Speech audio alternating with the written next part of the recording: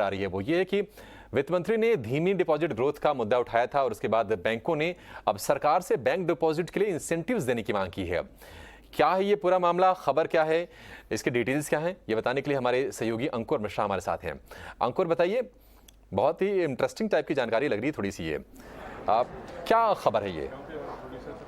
जी हाँ, बिल्कुल। बैंक की चिंता बढ़ती जा रही है कि जो डिपॉजिट ग्रोथ है उसकी वो रफ्तार क्रेडिट ग्रोथ से मैच नहीं कर पा रही। अब ये मामला क्या है, अगर हम पिछले डेटा की बात करें तो क्रेडिट ग्रोथ सिस्टम में करीब 18% हुई है और अगर डिपॉजिट ग्रोथ की बात करें तो वो उसकी आधी लगभग मतलब 9.5% हुई है। तो जाहिर सी बात है ये फंडिंग का गैप हो जाता है बैंकों के लिए। अगर पैसा वो डिपॉजिट से रेज नहीं करेंगे तो लेंड कैसे करेंगे। तो ये गैप कहीं आगे जाके बढ़ ना जाए, इस चिंता को लेकर बैंकों ने वित्त मंत्री से चर्चा की। जो आखिरी बैठक हुई थी मंगलवार को, हमें सूत्र ये बता रहे हैं कि वहां पर कई तरीके के सजेशंस दिए गए। अब ये सजेशंस क्या हैं? उनका कहना सिंपल था कि आप जो कस्टमर्स हैं उनको सरकारी तरीके से भी, अगर आप पॉलिसी के तरीके से भी थोड़ा सा इंसेंटिवाइज करिए कि वो एफडीज में इन्वेस्ट करें। वो कैसे हो सकता है? टैक्स में कुछ और बड़ी राहत मिल सकती है और साथ ही साथ जो सरकारी सेविंग स्कीम है और वहाँ पर आपने देखा होगा जो उनका दर है वो कई बार जो टर्म डिपॉजिट रेट्स हैं बैंकों के उनसे ज़्यादा है। तो वहाँ पर थोड़ा डी इंसेंटिवाइज करिए, मतलब डिस्करेज करिए किसी भी तरीके से कि वो उन स्कीम्स में पैसा न लगा के फिक्स डिपॉजिट्स या फिर सेविंग्स डिपॉजिट में पैसा लगाएं। अब हुआ यह है कि पिछले कुछ महीनों से जहां रेपो रेट 190 बेसिस पॉइंट बढ़ गया है, लेकिन लेंडिंग रेट्स तो बढ़ी हैं थोड़ी सी, लेकिन डिपॉजिट रेट्स में अगर वृद्धि की बात करें तो वो सिर्फ 35 बेसिस पॉइंट हुई है।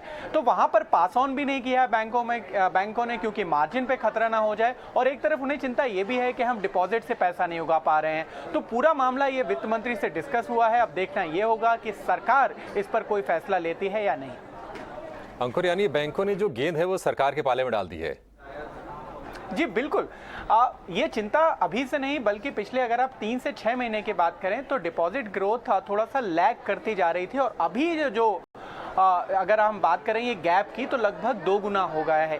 अब चिंता का विषय एकदम बैंकों के लिए बन गया है क्योंकि उनको कई सारे माध्यम ढूंढने पड़ेंगे तब बढ़ते इंटरेस्ट रेट सिनेरियो में जहां पे क्रेडिट ग्रोथ पर भी प्रेशर आएगा। अभी जो क्रेडिट ग्रोथ आप देख रहे हैं वो बेस इफेक्ट की वजह से भी है, इसीलिए आपको 18% 15% सारे बैंकों की क्रेडिट ग्रोथ दिखाई जा रही है।